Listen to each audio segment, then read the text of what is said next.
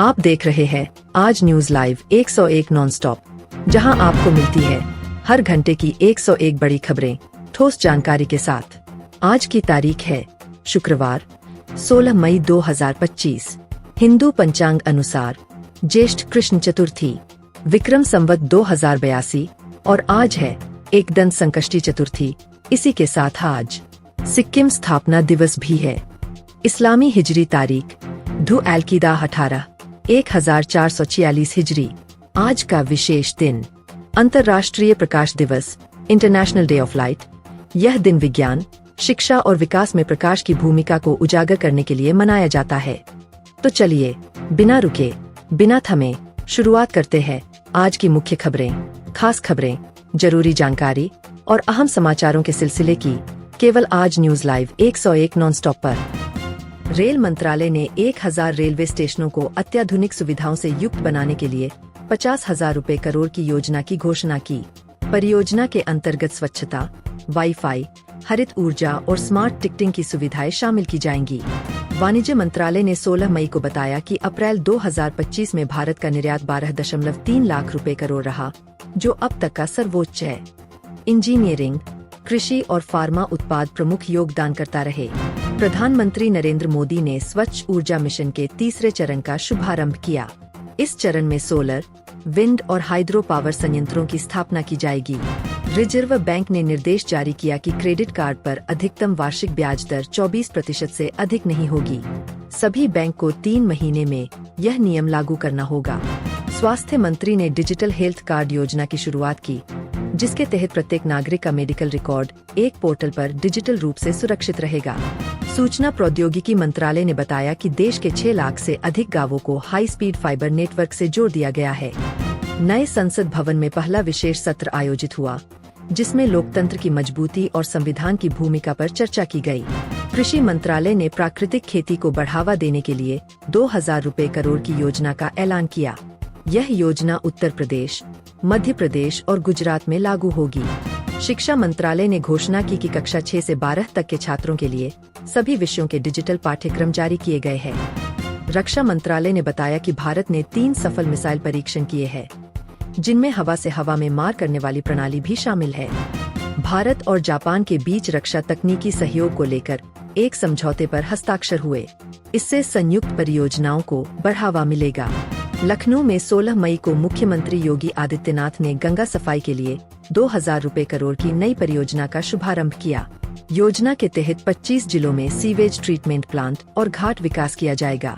पटना में 16 मई को बिहार सरकार ने स्टार्टअप बूट कैंप योजना की शुरुआत की, जिसके तहत युवाओं को तकनीकी प्रशिक्षण और 10 लाख रुपए तक की आर्थिक सहायता दी जाएगी। जयपुर में 16 मई को राजस्थान पुलिस ने महिला सुरक्षा हेतु पिंक पेट्रोलिंग यूनिट तैनात की, जो रात्रि में संवेदनशील क्षेत्रों में गश्त करेंगी। भोपाल में 16 मई को स्वास्थ्य विभाग ने प्रदेश के 52 जिलों के प्राथमिक स्वास्थ्य केंद्रों को टेलीमेडिसिन से जोड़ा। इससे दूरदराज के मरीजों को विशेषज्ञों से परामर्श मिलेगा। मुंबई में 16 मई को मुख्यमंत्री ने 1500 इलेक्ट्रिक बसों और 5 नए मेट्रो रूट की शुरुआत की। यह योजना अगले 3 वर्षों में पूरी होगी। गांधीनगर में 16 मई को कृषि विभाग ने किसानों को ड्रोन से कीटनाशक छिड़काव की सुविधा मुफ्त देने की योजना लागू की। तिरुवनंतपुरम में 16 मई को राज्य सरकार ने नई मत्स्य नीति की घोषणा की, जिसमें मछुआरों को सब्सिडी, बीमा और निर्यात प्रोत्साहन शामिल है। कोलकाता में 16 मई को राज्य सरकार ने डिजिटल स्किल मिशन के अंतर्गत 1 लाख युवाओं को प्रशिक्षण देने की योजना शुरू की। रायपुर में 16 मई को राज्य स्तरीय आदिवासी युवा खेल प्रतियोगिता का आयोजन हुआ, जिसमें 3000 प्रतिभागियों ने हिस्सा लिया। दिल्ली सरकार ने यमुना नदी की सफाई हेतु 150 कर्मचारियों की विशेष इकाई गठित की, जो 24/7 निगरानी करेगी। रांची में 16 मई को राज्य सरकार ने प्रधानमंत्री आवास योजना के अंतर्गत 50,000 नए घरों के निर्माण को मंजूरी दी। भारत और जापान ने साइबर हमलों से सुरक्षा के लिए एक व्यापक समझौता किया है। इसमें डेटा साझेदारी, साइबर इंफ्रास्ट्रक्चर की मजबूती और साझा तकनीकी प्रयोगशालाओं की स्थापना शामिल है। समझौते से दोनों देशों के रक्षा और वित्तीय नेटवर्क को लाभ मिलेगा। खाद्य एवं उपभोक्ता मंत्रालय ने खाद्य सुरक्षा अधिनियम के तहत 1 करोड़ नए लोगों को जोड़ा है। ये लाभार्थी अब सस्ती दरों पर अनाज प्राप्त कर सकेंगे। पोर्टेबिलिटी और डिजिटलीकरण से पारदर्शिता बढ़ी है। सरकार ने ग्रामीण स्वास्थ्य सेवाओं को मजबूत करने के लिए राष्ट्रीय स्वास्थ्य मिशन को अतिरिक्त 7,000 रुपए करोड़ देने का निर्णय लिया है। इससे नए अस्पतालों का निर्माण, मेडिकल स्टाफ की भर्ती और टीकाकरण की सुविधा बेहतर की जाएगी। भारतीय नौसेना को इंसवीरता नामक नया स्वदेशी युद्धपोत सौंपा गया है। यह पोत अत्याधुनिक रडार, मिसाइल और रडार जैमिंग तकनीक से लैस है। यूजीसी द्वारा लॉन्च किए गए इस पोर्टल के माध्यम से देश भर के विश्वविद्यालयों को एक साझा मंच पर लाया जाएगा।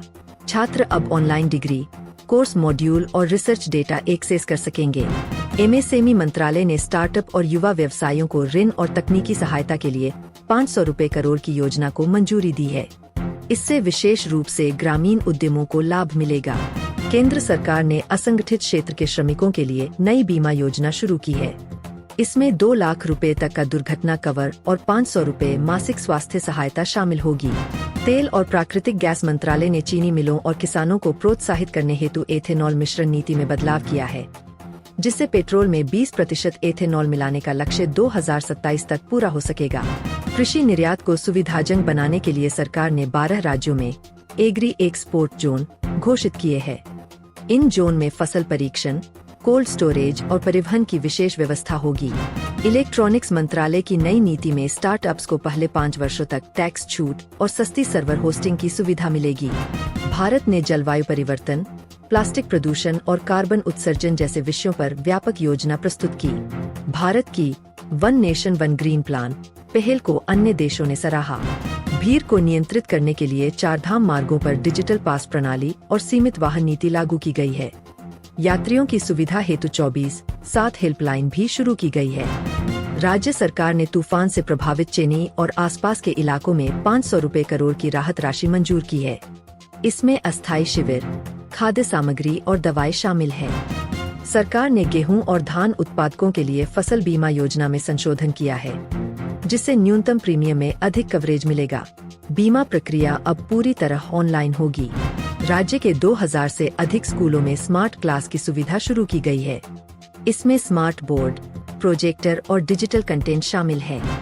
राज्य सरकार ने सभी जिला अस्पतालों में एमआरआई की सुविधा निःशुल्क करने की घोषणा की है। यह निर्णय ग्रामीण रोगियों को ध्यान में रखते हुए लिया गया है।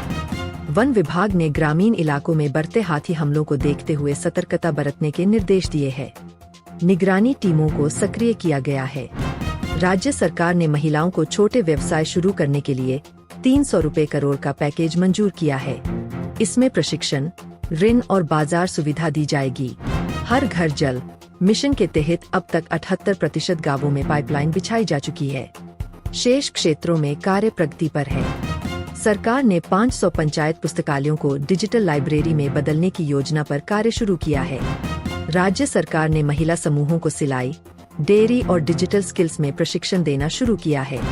राष्ट्रीय शहरी स्वच्छता सर्वेक्षण में रायपुर को देश का सबसे साफ मेट्रो शहर घोषित किया गया है।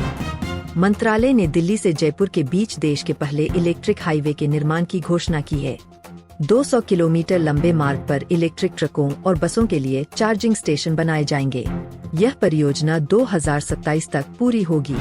केंद्र सरकार ने राष्ट्रीय रोजगार सेवा पोर्टल पर स्किल आधारित सर्च, क्षेत्रवार अवसर और सीधे आवेदन की सुविधा जोड़ी है। यह 3 करोड़ से अधिक युवाओं को जोड़ चुका है। सरकार ने बताया कि जल जीवन मिशन के अंतर्गत 85% ग्रामीण परिवारों को नल जल उपलब्ध हो चुका है। शेष राज्यों को दिसंबर 2025 तक का लक्ष्य दिया गया है। न्याय मंत्रालय ने देश भर की अदालतों को डिजिटल रूप से जोड़ने के लिए ई-कोर्ट्स 2.0 योजना शुरू की है। इसमें वर्चुअल हियरिंग, क्लाउड स्टोरेज और रिकॉर्ड डिजिटलीकरण शामिल है। पर्यावरण मंत्रालय ने वर्ष 2025 से 26 के लिए वन क्षेत्र विस्तार हेतु 2 करोड़ पौधे लगाने का लक्ष्य रखा है। यह अभियान 18 राज्यों में चलेगा। रेलवे मंत्रालय ने बताया कि अब तक 100 वंदे भारत एक्सप्रेस ट्रेनों का संचालन शुरू हो चुका है। इन ट्रेनों में अत्याधुनिक सुविधाएं हैं और औसतन 160 किलोमीटर प्रति घंटा की गति है। डाक विभाग ने ग्रामीण और शहरी दोनों क्षेत्रों के लिए नया मोबाइल बैंकिंग ऐप लॉन्च किया है, जिससे आधार आधारित लेन देन संभव होगा। आंतरिक सुरक्षा को लेकर वरिष्ठ अधिकारियों के साथ बैठक में साइबर, सीमा और शहरी सुरक्षा पर व्यापक समीक्षा की गई। आतंकवाद और ड्रोन खतरों से निपटने की योजना बनाई गई। अब प्रशिक्षु सीधे ऑनलाइन आवेदन कर सकेंगे। कंपनियों को रैंकिंग और इंसेंटिव मिलेगा। इससे 50 लाख युवाओं को प्रशिक्षण देने का लक्ष्य है। सरकार ने डिजिटल ग्राम योजना के तहत पहले चरण में 25,000 ग्राम पंचायतों में इंटरनेट ज्ञान केंद्र खोलने की घोषणा की है। उड़ान योजना के तहत 100 नए छोटे शहरों को हवाई नेटवर्क से जोड़ा जाएगा। 45 नए हवाई अड्डों के निर्माण की मंजूरी मिल चुकी है। राज्य सरकार ने सभी महिला कॉलेजों और विश्वविद्यालयों में सैनिटरी वेंडिंग मशीन और इंसिनरेटर लगाने के आदेश दिए हैं। बिहार सरकार ने पटना, गया और मुजफ्फरपुर में रेंटल हाउसिंग प्रोजेक्ट शुरू किया है। 5,000 गरीब परिवारों को 1,500 रुपए प्रतिमाह किराए पर घर मिलेंगे। राज्य में युवाओं को नशे से दूर रखने के लिए नो ड्रग्स एमपी अभियान शुरू किया गया है। 1,000 से अधिक स्कूलों में जागरूकता कार्यक्रम चलेंगे। राजस्थान सरकार ने जैसलमेर जिले में 3,000 मेगावाट का सौर ऊर्जा पार्क स्थापित करने की मंजूरी दी है। कोलकाता में राज्य स्तरीय डिजिटल पुलिस कमांड सेंटर की शुरुआत हुई है, जिससे अपराध नियंत्रण तेज होगा। राज्य सरकार ने स्वयं सहायता समूहों को सब्सिडी, मार्केट एक्सेस और सस्ती ऋण सुविधा देने का ऐलान किया है। पुणे में पहला एग्री हेल्प डेस्क स्थापित किया गया है, जो किसानों को मौसम, फसल बीमा और बाजार भाव की जानकारी देगा। रायगढ़ और बस्तर जिलों में राज्य सरकार ने आदिवासी क्षेत्रों के लिए मोबाइल स्कूल वैन की शुरुआत की है। सरकार ने कटक, पुरी और केंद्रपाड़ा जिलों में पुनर्वास, राशन और पुनर्निर्माण के लिए राहत पैकेज जारी किया है। राज्य सरकार ने चिकित्सा शिक्षा की गुणवत्ता सुधारने के लिए मान्यता, फैकल्टी और रिसर्च अनिवार्यता के नए नियम लागू किए हैं। दिल्ली सरकार ने कक्षा 11 और 12 के मेधावी छात्रों के लिए यूपीएससी प्रेप फाउंडेशन कोर्स मुफ्त शुरू किया है। केंद्र सरकार ने 16 मई को पेट्रोल व डीजल के दामों में प्रति लीटर 10 पैसे की वृद्धि की घोषणा की। नई दरों के अनुसार दिल्ली में पेट्रोल 115 रुपए और डीजल 106 रुपए प्रति लीटर हो गया है। तेल विपणन कंपनियों ने अंतर्राष्ट्रीय कच्चे तेल की कीमतों में उतार चढ़ाव को इसकी वजह बताया। उपभोक्ताओं को दैनिक दरें माई पेट्रोल पंप पोर्टल से चेक करने की सलाह दी गई है। रिजर्व बैंक ने 16 मई को सभी सार्वजनिक एवं निजी बैंकों को बचत खाते की ब्याज दर 2 से 3% करने का निर्देश जारी किया। इस निर्णय से करीब 10 करोड़ बचत खाता धारकों को प्रतिवर्ष अतिरिक्त लाभ मिलने की उम्मीद है। बैंक शाखाएं और नेट बैंकिंग पोर्टल पर ब्याज दरों का अपडेट अगले 1 दिन में दिखेगा। ग्राहक अपने खाते की नई दर शाखा या मोबाइल बैंकिंग में देख सकेंगे। वित्त मंत्रालय ने 16 मई को 2025-26 के लिए आयकर स्लैब में संशोधन संबंधी अधिसूचना जारी की। नए नियमों के तहत 5 लाख तक आय पर 2.5%, 5 से 10 लाख पर 5% और 10 लाख से अधिक पर 10% की दर तय की गई है। वरिष्ठ नागरिकों को अतिरिक्त छूट का प्रावधान रखा गया है। करदाताओं को 31 जुलाई तक ई फाइलिंग पोर्टल पर नया शेड्यूल भरना होगा। कृषि मंत्रालय ने 16 मई को घोषणा की कि सिंचाई हेतु किसानों को प्रयोग होने वाली बिजली पर 50% सब्सिडी प्रदान की जाएगी। राजस्थान, उत्तर प्रदेश और मध्य प्रदेश में यह सुविधा तुरंत लागू कर दी गई है। बिजली वितरण कंपनियों को 1 सप्ताह में सब्सिडी की राशि किसानों के बैंक खातों में ट्रांसफर करने के निर्देश दिए गए। राज्य कृषि विभाग स्थानीय किसानों को सहायता केंद्रों में जानकारी दे रहा है। 3 प्रमुख तेल कंपनियों ने 16 मई से घरेलू एलपीजी सिलेंडर के दाम में 5 रुपए प्रति सिलेंडर की कटौती की घोषणा की। नई दरों के अनुसार कोलकाता में सिलेंडर 895 रुपए और चेन्नई में 880 रुपए में मिलेगा। कंपनियों ने बताया कि अंतर्राष्ट्रीय मार्केट में कीमतों में गिरावट इसका कारण है। ग्राहकों को कंपनी के SMS अलर्ट तथा माई एलपीजी ऐप से दरें चेक करने की सलाह दी गई है। भारत में अप्रैल 2025 की उपभोक्ता महंगाई दर CPI 4.2% रही, जो पिछले माह के 4% से 19 आधार अंक अधिक है। खाद्य एवं पेय पदार्थों की कीमतों में वृद्धि मुख्य कारण रही। महानगरीय क्षेत्रों में महंगाई दर 4.5% और ग्रामीण क्षेत्रों में 4.1% दर्ज की गई। आर्थिक विश्लेषकों ने खाद्य मूल्य स्थिरीकरण पर ध्यान देने की सलाह दी है। आवास व शहरी मामलों के मंत्रालय ने 16 मई को प्रधानमंत्री आवास योजना के अंतर्गत 5,000 नए घरों के निर्माण के प्रस्ताव को स्वीकृति प्रदान की है। यह परियोजना मध्य प्रदेश, बिहार तथा उत्तर प्रदेश के ग्रामीण एवं शहरी केंद्रों में लागू होगी। गृह निर्माण की लागत का 50% केंद्र सरकार देगी। लाभार्थियों को ऑनलाइन पोर्टल पर पात्रता जांच कर आवास अनुमोदन स्थिति देखनी होगी। खाद्य एवं नागरिक आपूर्ति विभाग ने 16 मई को सार्वजनिक वितरण प्रणाली के तहत राशन कार्ड धारकों को जून से जुलाई के लिए 5 किलो अतिरिक्त चावल मुफ्त उपलब्ध कराने का आदेश जारी किया। यह सुविधा पश्चिम बंगाल, बिहार और असम के लगभग 2.5 करोड़ कार्ड धारकों को मिलती है। राज्यों को आपूर्ति व्यवस्था 2 सप्ताह में पूरी करने के निर्देश दिए गए हैं। स्थानीय राशन डीलर स्टोर पर अपडेटेड स्टॉक लिस्ट चस्पा करनी होगी। महिला एवं बाल विकास मंत्रालय ने 16 मई को उज्ज्वला योजना के अंतर्गत अनुरोध करने वाले पात्र परिवारों के लिए नई गैस कनेक्शन शुल्क पर पूर्ण छूट लागू करने की घोषणा की। यह सुविधा 5 से 10 किलोमीटर दूरस्थ इलाकों में निवासरत लाभार्थियों को मिलेगी।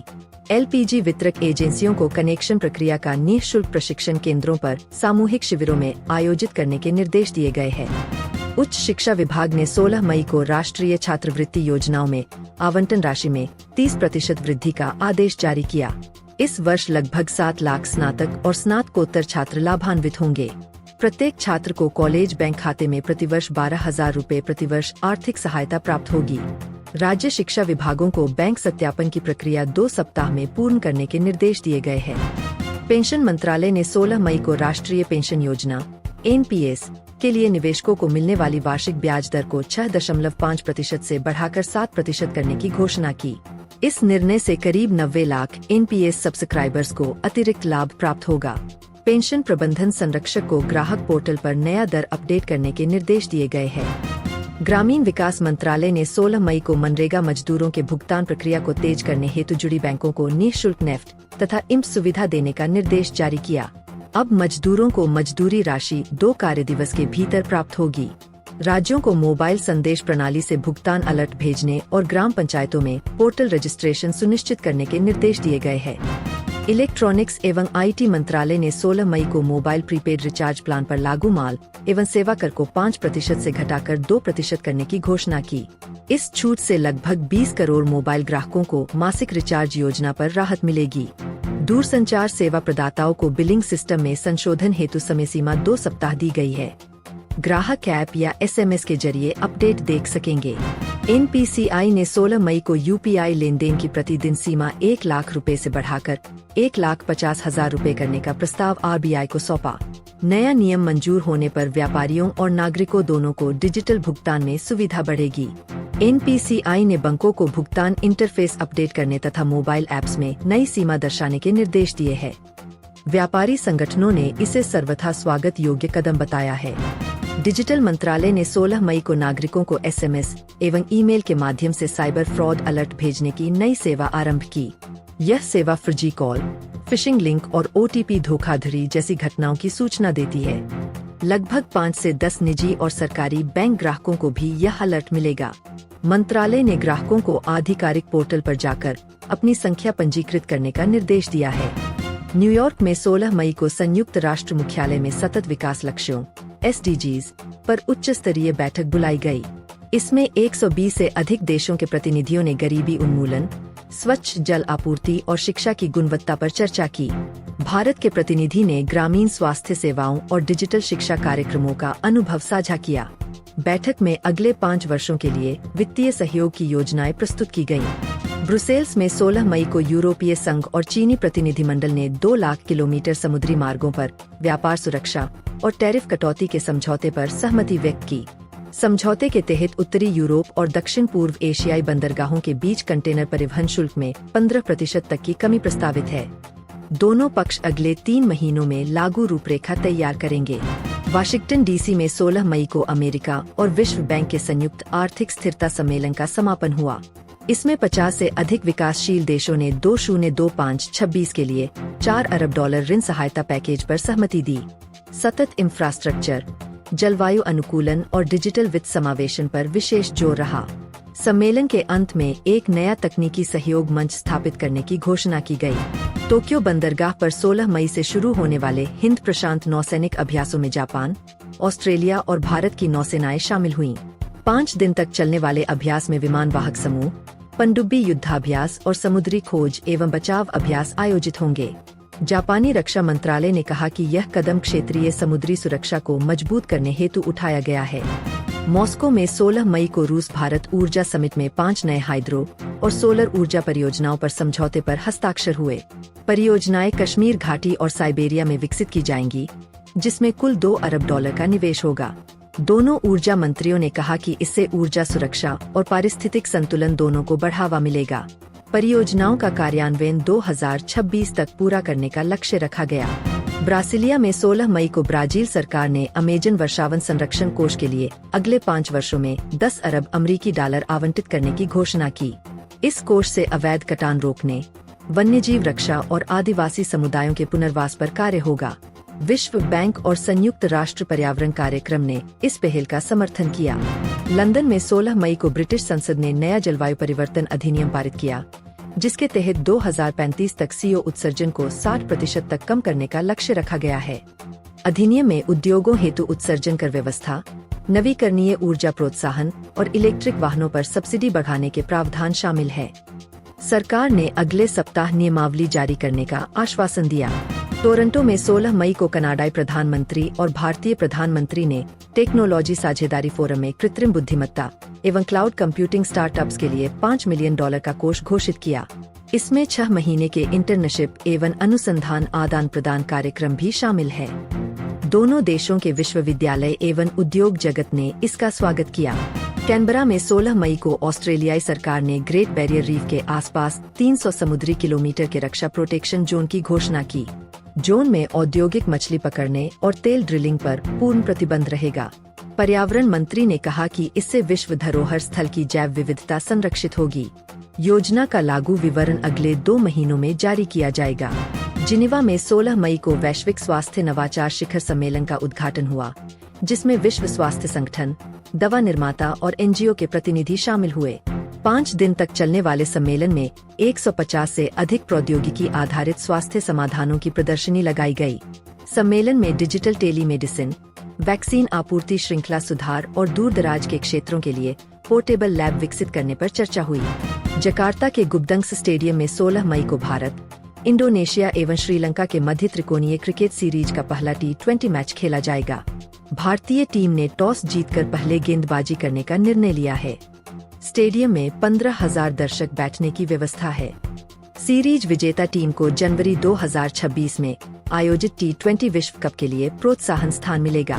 केप टाउन के न्यूलैंड स्टेडियम में 16 मई से दक्षिण अफ्रीका और पाकिस्तान के बीच 3 मैचों की टेस्ट सीरीज का पहला मैच शुरू हुआ। टॉस जीतकर पाकिस्तान ने पहले बल्लेबाजी करने का निर्णय लिया। दोनों टीमों ने अभ्यास मैच सफलतापूर्वक पूरे किए थे। सीरीज के परिणाम से ICC टेस्ट रैंकिंग में भी बदलाव की संभावना जताई गई है।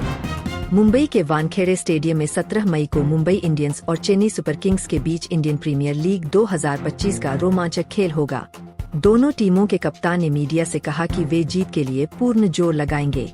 टिकट 10,000 प्रशंसकों के लिए पहले ही बिक चुके हैं। प्रसारण के लिए star sports network live coverage करेगा। बॉर्डर गावहर शहर के मैकालेन पार्क में 16 मई को फीफा महिला विश्व कप क्वालिफाइंग मैच में भारत ने ऑस्ट्रिया को 2-1 के अंकुर से हराया। भारत की कप्तान ने निर्णायक गोल 75वें मिनट में किया। मैच में कुल 8,000 दर्शक मौजूद थे।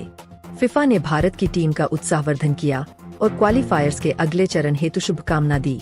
नीदरलैंड के एम्स्टर्डम बंदरगाह में 16 मई को नाविक रेस वर्ल्ड चैंपियनशिप 2025 का उद्घाटन समारोह आयोजित हुआ। इस प्रतिस्पर्धा में विश्व की 20 राष्ट्रीय टीमें भाग ले रही है। उद्घाटन पर 50 मोटर बोट और 9 करोड़ यूरो मूल्य के स्पॉन्सरशिप सौदे प्रस्तुत किए गए। रेस 22 मई तक चलेगी और विजेता टीम को गोल्ड कप प्रदान किया जाएगा। ट्विटर पर 16 मई की सुबह डिजिटल पे रिफॉर्म हैशटैग ट्रेंड हुआ, जिसमें उपयोगकर्ताओं ने भारत में डिजिटल भुगतान नियमों में सुधार की मांग की। ट्वीट्स में UPI, मोबाइल वॉलेट और बैंक इंटीग्रेशन विकल्पों को और सरल बनाने का सुझाव दिया गया। NPCI ने ट्वीट कर बैंकों से तकनीकी अद्यतन शीघ्र पूरा करने का अनुरोध किया। नागरिक सलाहकार पैनल ने बैठक बुलाने का प्रस्ताव रखा। 16 मई को फेसबुक पर सेव फार्मर्स पोस्ट वायरल हुआ, जिसमें पंजाब, हरियाणा और उत्तर प्रदेश के किसानों के हक की मांग की गई। पोस्ट में कृषि बिलों की समीक्षा तथा न्यूनतम समर्थन मूल्य गारंटी की अपील थी। 2 लाख से अधिक लाइक्स और 25,000 शेयर्स मिले। केंद्र सरकार ने सोशल मीडिया मॉनिटरिंग टीम से सूचना सत्यापन हेतु कदम उठाने को कहा। इंस्टाग्राम रील पर 16 मई को monsoon magic dance challenge viral हुआ। इसमें 5 कोरियोग्राफर ने ट्रेन पर बारिश की बूंदों पर थिरकने वाली प्रस्तुति दी। 48 घंटे में 1 लाख उपयोगकर्ताओं ने वीडियो रिक्रिएट किए।